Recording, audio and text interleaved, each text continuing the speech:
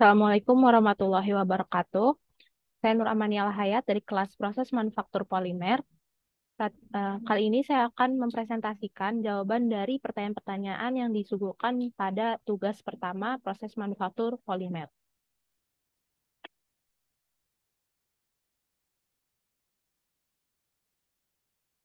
Nah, pertama, apa itu reologi dan mengapa penting dalam pengolahan polimer? Jadi reologi adalah sebuah studi yang membahas sebuah flow atau aliran dari sebuah material, misal pada saat deformasi. Nah, studi ini mencakup respon material terhadap berbagai gaya geser, tekan, dan perubahan suhu. Nah, mengapa penting dalam pengolahan polimer? Yang pertama adalah reologi untuk pengembangan proses, kemudian untuk kontrol kualitas, desain bahan, peramalan perilaku polimer, dan untuk pemahaman struktur dan aliran polimer. Nah, dalam pengolahan polimer, reologi dapat membantu mengoptimalkan formulasi, mengurangi limbah produksi, meningkatkan efisiensi proses, dan memastikan produk polimer berkualitas tinggi. Nah, yang kedua, bagaimana interaksi molekuler dapat mempengaruhi perilaku viskoelastis pada polimer. Nah, perilaku viskoelastis polimer ini mencakup dari panjang rantai molekuler, percabangan, hubung silang, dan jenis interaksi molekuler. Berikut penjelasannya. Nah, rantai molekuler, polimer dengan rantai panjang cenderung memiliki sifat elastis yang lebih dominan daripada sifat viskos. Hal ini karena rantai yang lebih panjang memberikan lebih banyak ruang untuk deformasi elastis dan kembali ke bentuk aslinya. Sebaliknya, polimer rantai pendek lebih cenderung bersifat viskos. Kemudian, bagaimana dengan percabangan? Percabangan dapat meningkatkan sifat viskos material. Molekul polimer yang bercabang memiliki banyak titik perpindahan yang memungkinkan pergerakan molekul satu sama lain menjadi lebih terbatas, menghasilkan sifat viskos yang lebih kuat karena molekul tidak dapat mengalir bebas. Yang berikutnya adalah hubung silang. Nah, hubung silang ini atau ikatan silang antar rantai polimer dapat mengubah viskoelastisitas. Ikatan silang mengunci rantai polimer bersama-sama, sehingga meningkatkan sifat elastis. Polimer dengan lebih banyak ikatan silang akan lebih kaku dan kurang mungkin mengalami deformasi viskos. Dan terakhir adalah jenis interaksi molekuler.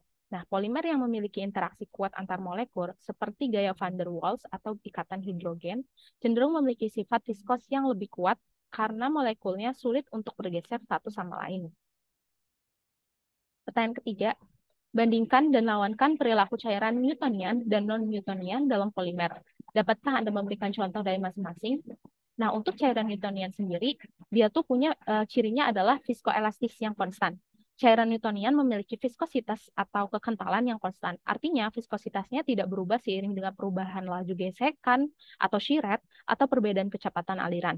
Nah, cairan Newtonian ini berdasarkan dengan hukum Newton viskositas, di mana rumusnya adalah mm, tau sama dengan mu dV per dx, di mana tau adalah tegangan geser fluida dengan satuan Pascal, mu adalah kekentalan fluida, suatu tetapan penghubung, dan dV per dx adalah gradien kecepatan yang arahnya tegak lurus dengan arah geser. Apa contohnya? Contohnya adalah air. Air adalah contoh cairan Newtonian. Jadi viskositas air ini konstan pada berbagai kondisi, suhu, dan tekanan. Walaupun dia diberikan shear rate atau gesekan, tapi air tetap viskositasnya akan konstan gitu-begitu aja, nggak akan berubah. Atau dia semakin kental, tidak, dia akan konstan viskositasnya. Next. Berikutnya adalah cairan non-Newtonian. Nah, cirinya adalah dia tuh viskositasnya tidak konstan. Jadi cairan Newtonian ini mempunyai viskositas yang dapat berubah tergantung pada laju gesekan atau perubahan kecepatan aliran. Jadi berkebalikan dengan cairan Newtonian. Contohnya apa? Contohnya adalah larutan polimer. Larutan polimer sering menunjukkan perilaku non-Newtonian. Sebagai contoh, larutan yang mengandung karboksimetil selulosa atau CMC dapat menjadi lebih kental atau viskositasnya meningkat saat diberikan gaya gesekan yang lebih tinggi atau dalam kecepatan aliran yang lebih tinggi. Ini disebut sebagai perilaku shear thinning, di mana viskositasnya berkurang saat tekanan gesekan meningkat. Jadi ketika kalau sebaiknya kalau misalkan tekanan gesekannya itu berkurang, viskositasnya berkurang saat tekanan gesekannya meningkat. Oke, next. Nah, Newtonian dan non-Newtonian. Jenis untuk non-Newtonian sendiri ada pseudoplastik atau shear thinning, di mana shear rate naik, viskositas turun. Dilatan atau shear rate naik, viskositas naik. Nah, ada juga Bingham plastik, shear rate rendah akan solid, sedangkan ketika shear rate-nya tinggi akan fluida. Nah, penyebab Newtonian dan Newtonian adalah, pertama, untuk Newtonian itu, molekul dengan struktur yang molekulnya itu strukturnya relatif sederhana dan seragam. Pseudoplastik ini semula terikat erat, tetapi kemudian akan mulai terpisah. Nah, dilatan atau shear thickening semula tersebar nih lebih merata, tapi akan mulai saling bertabrakan. Nah, kemudian Bingham plastik mempunyai batas aliran yield strength yang harus tercapai sebelum mulai mengalir. Nah, ini sendiri untuk kurva hubungan antara viscosity dan shear rate-nya. Bagaimana kalau dia dilatan ketika dia viskositasnya diberi shear rate yang semakin tinggi, maka viskositasnya akan terus meningkat.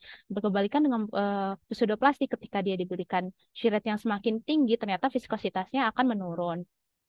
Nah, sedangkan kalau misalkan Newtonian tuh, dia tuh ketika diberikan shear rate seberapa tinggi pun, dia akan tetap konstan di satu nilai viskositas yang sama.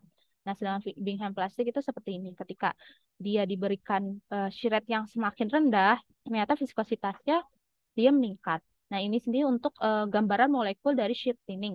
Ketika dia diberikan gaya gesek, ternyata shear thinning ini membentuk kelompok-kelompok kecil-kecil, tapi cenderung dia tuh mengalir dengan tanpa hambatan gitu loh. Jadi uh, mencirikan kalau viskositasnya itu ternyata dia semakin apa?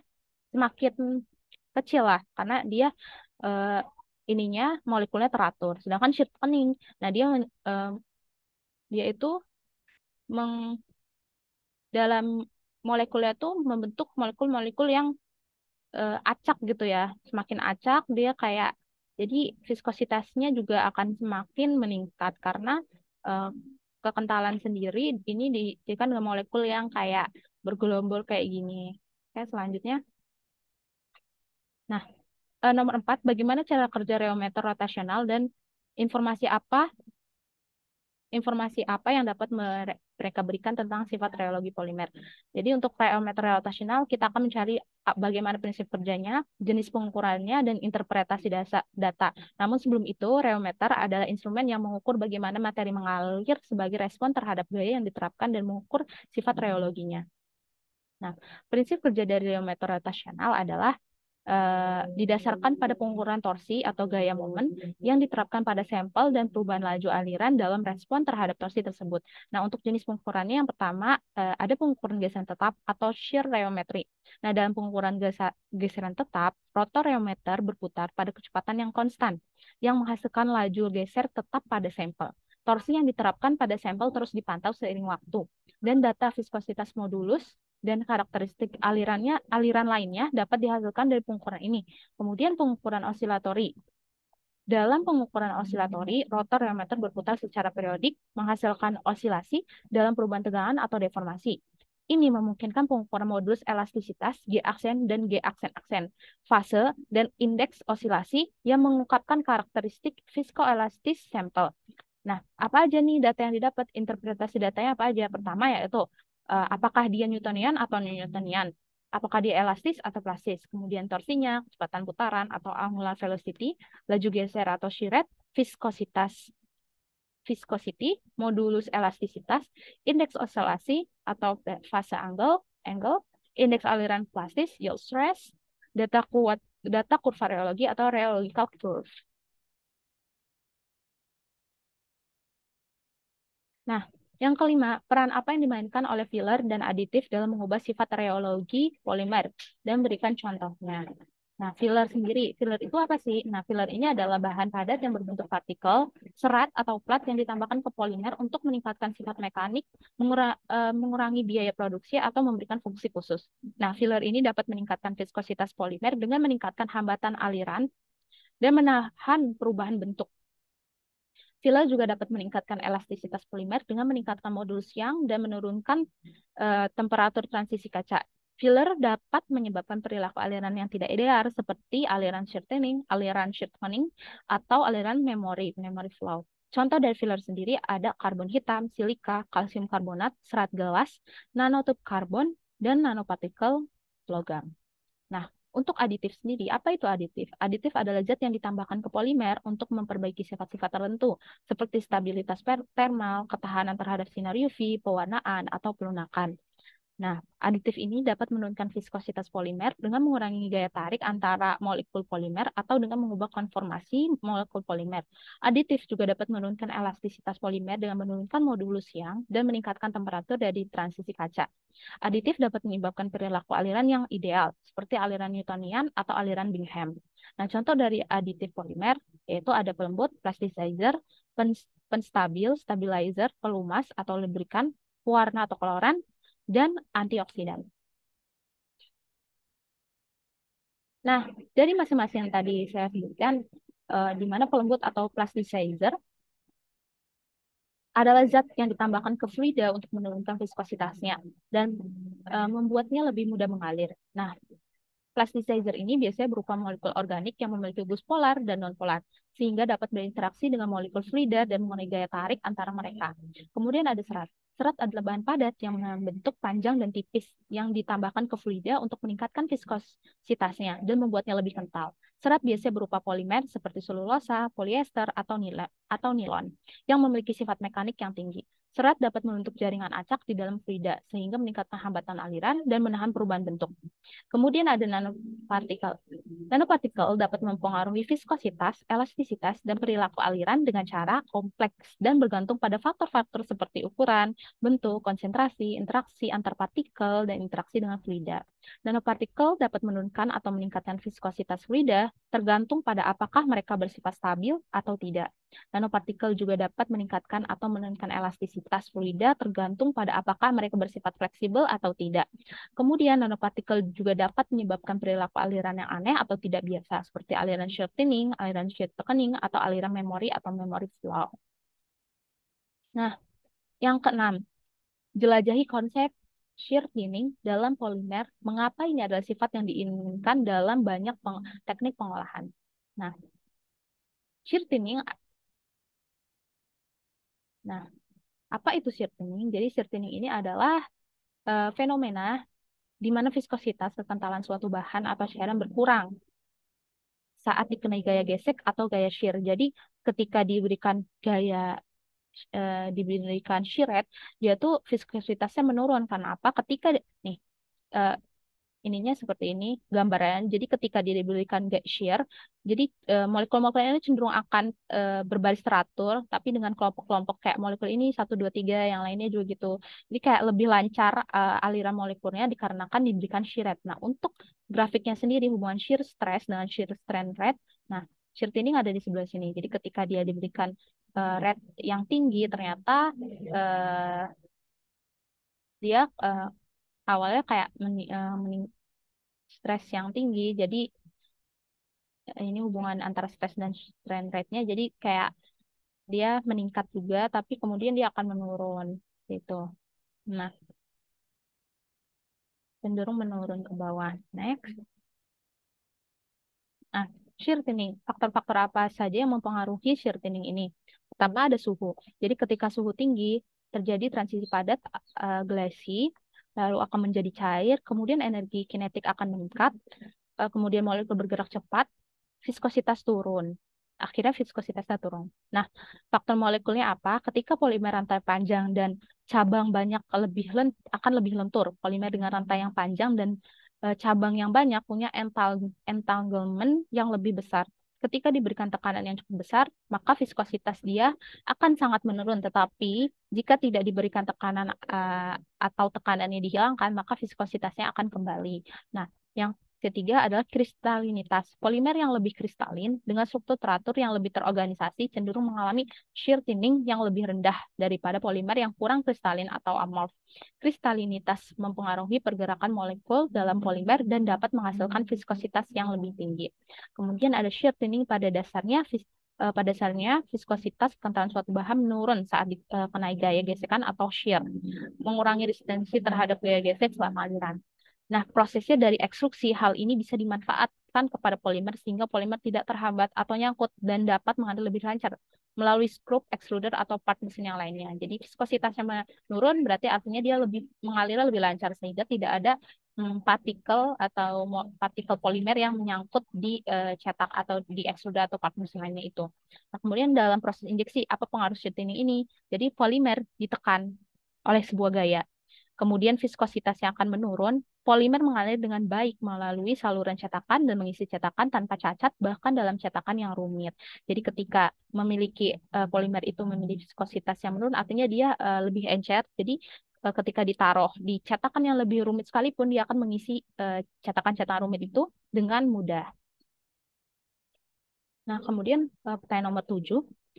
Selami metodologi karakterisasi indeks aliran leleh atau atau melt flow index, bagaimana dilakukan, faktor apa yang mempengaruhi hasilnya, dan mengapa ini merupakan parameter penting untuk polimer termoplastik. Nah, apa sih kayak indeks aliran leleh MFI? Dia itu adalah ukuran yang digunakan untuk mengevaluasi kemudahan aliran dari lelehan polimer termoplastik. Ini adalah parameter penting dalam industri polimer karena memberikan wawasan tentang sifat aliran dan berat molekul rantai polimer yang pada gilirannya mempengaruhi pemrosesan dan kualitas produk akhir. Nah, prosedur pengujian MFI pertama yaitu persiapan sampel. Sampel polimer termoplastik dipersiapkan dalam bentuk granul atau butiran dan jumlahnya sesuai dengan standar pengujian. Kedua, pemanasan. Sampel dipanaskan pada suhu tertentu sesuai dengan jenis polimernya, misal 190 derajat Celcius untuk polietilena atau 230 derajat Celcius untuk polipropilena. Pemanasan ini menciptakan kondisi lelehan. Kemudian yang ketiga, pengisian alat pengujian. Sampel yang telah dipanaskan dimasukkan ke dalam alat MFI. Keempat, aliran lelehan. Lelehan polimer mengalir melalui labang kapiler dengan diameter dan panjang telah ditentukan dalam alat MFI. Yang kelima, pengukuran MFI. Massa polimer yang mengalir melalui labang kapiler selama 10 menit diukur dalam satuan gram per 10 menit. Ini adalah nilai MFI. Nah, faktor apa aja yang mempengaruhi hasil MFI? Pertama, suhu. Perubahan suhu dapat mengubah nilai MFI. Jadi suhunya semakin tinggi, viskositas naik sehingga nilai MFI meningkat. Kemudian beban. Beban yang lebih tinggi dapat menyebabkan aliran yang lebih cepat. Berat molekul polimer, MFI yang tinggi menunjukkan berat molekul yang lebih rendah dan sebaliknya. Distribusi molekul polimer dengan distribusi berat molekul yang lebih lebar mungkin memiliki nilai MFI yang berbeda. Nah, ini MFI, interpretasi nilai MFI dan implikasinya. Pertama, nilai MFI yang tinggi menunjukkan berat molekul polimer yang rendah yang dapat memudahkan proses polimer. Yang kedua, nilai MFI yang rendah menunjukkan berat molekul yang tinggi yang dapat menghasilkan produk dengan sifat mekanis yang lebih baik. Yang ketiga, MFI digunakan untuk memilih material yang sesuai dengan proses pembentukan polimer, misalnya injeksi molding atau ekstrusi, dan aplikasi akhirnya. Yang keempat, nilai MFI juga digunakan dalam kontrol kualitas untuk memastikan konsistensi material polimer dari berbagai sumber. Nah, keterbatasan dan potensi kesalahan. MFI hanya memberikan informasi tentang kemudahan aliran dan berat molekul polimer dalam kondisi pengujian tertentu yang mungkin tidak selalu mencerminkan performa polimer dalam semua aplikasi. Nah, polimer dengan distribusi berat molekul yang sama dapat memiliki nilai MFI yang sama meskipun struktur molekuler mereka berbeda. Nilai MFI tidak memberikan gambaran tentang sifat mekanis, termal, atau kimia polimer secara menyeluruh. Kemudian yang keempat, kesalahan dapat terjadi jika pengujian tidak dilakukan dengan cermat, seperti kesalahan dalam pengisian sampel atau peralatan yang tidak terkalibrasi dengan baik. Nah, yang kedelapan, bahas tantangan dalam pengujian reologi untuk polimer berat molekul tinggi. Bagaimana tantangan ini mempengaruhi keputusan dalam proses manufaktur. Nah, dari proses Dicewell sendiri. Nah, sebab polimer yang berat molekulnya tinggi, polimer dengan berat molekul tinggi memiliki rantai yang panjang dan banyak ikatan antar rantai yang menyebabkan sifat reologi yang khas. Nah, akibat dalam proses Dicewell dan efek pinggiran, polimer berat molekul tinggi cenderung mengalami Dicewell saat melalui alat uji reologi. Dan efek pinggiran yang signifikan dapat terjadi di sekitar dinding dinding alat uji. Hal ini disebabkan oleh interaksi antar molekul yang lebih kuat dan lebih kompleks. Kemudian dampak dalam proses manufakturnya, desain alat ekstrusi atau cetakan harus disesuaikan untuk mengatasi perubahan dimensi yang mungkin terjadi selama proses. Keputusan desain ini harus mempertimbangkan karakteristik polimer berat molekul tinggi. Nah, shear heating. Sebab shear heating sebabnya adalah shear heating. Polimer berat molekul tinggi cenderung menghasilkan panas saat mengalami aliran yang tinggi yang disebut shear heating. Nah, perubahan suhu dalam aliran shear heating dapat meningkatkan suhu aliran polimer yang dapat mengubah sifat aliran dan viskositasnya. Dampak dalam proses manufakturnya sendiri, peningkatan suhu ini harus dipantau dan dikendalikan dengan hati-hati untuk menghindari overheat yang dapat merusak polimer atau mengganggu proses produksi. Hal ini dapat mempengaruhi keputusan pengendalian suhu dalam peralatan produksi. Kemudian ada edge effect atau efek pinggiran ada gangguan dalam alat uji reologi di sekitar dinding alat. Nah, akibatnya terjadi ketidakseragaman dalam aliran. Efek pinggiran dapat menciptakan ketidakseragaman dalam aliran polimer yang dapat memengaruhi hasil pengujian reologi. Nah, dampak dalam proses manufakturnya, ketidakseragaman ini dapat mempengaruhi kualitas produk akhir, terutama dalam proses produksi yang sangat sensitif terhadap perubahan sifat aliran polimer. Ini memerlukan pemahaman dan modifikasi desain alat produksi. Nah, pertanyaan terakhir, bagaimana reologi polimer mempengaruhi sifat produk akhir? Mengapa penting bagi produsen untuk memahaminya? Reologi polimer merupakan studi tentang bagaimana polimer berperilaku dalam respon terhadap tegangan dan deformasi selama pengolahan. Perilaku reologi polimer sangat mempengaruhi sifat produk akhir yang dihasilkan. Pada sifat kekuatan mekanis, reologi polimer mempengaruhi kekuatan mekanis produk, seperti kekuatan tarik, kekuatan tekan, dan kekuatan lentur. Sifat aliran dan deformasi polimer selama pengolahan akan mempengaruhi sejauh mana rantai polimer terorientasi dan tersusun, yang dapat mempengaruhi kekuatan produk. Pada sifat kejernihan, reologi polimer dapat mempengaruhi sejauh mana polimer menciptakan titik-titik terkontak antara molekulnya, yang dapat mempengaruhi transparasi atau kejernihan produk. Dalam penyelesaian permukaan, sifat aliran polimer yang memiliki perilaku aliran yang baik dapat menghasilkan produk dengan permukaan yang lebih halus dan lebih homogen. Nah, mengapa penting bagi produsen untuk memahami reologi polimer tersebut? Nah, dalam proses manufaktur, memahami reologi polimer penting dalam merancang proses manufaktur yang efisien. Produsen perlu menyesuaikan parameter seperti suhu, tekanan, dan kecepatan aliran untuk mencapai hasil yang diinginkan dalam proses produksi. Dengan memahami reologi polimer, produsen dapat mengoptimalkan proses produksi mereka, menghasilkan produk dengan kualitas yang lebih baik, menghemat waktu dan sumber daya, dan mengurangi kerugian produksi. Ini juga memungkinkan mereka untuk merancang produk yang sesuai dengan kebutuhan pelanggan dan persyaratan aplikasi tertentu. Oleh karena itu, pemahaman yang baik tentang reologi polimer adalah kunci untuk mencapai kesuksesan dalam industri yang melibatkan penggunaan polimer. Mungkin sekian presentasi dari saya. Kurang lebihnya mohon maaf. Wassalamualaikum warahmatullahi wabarakatuh.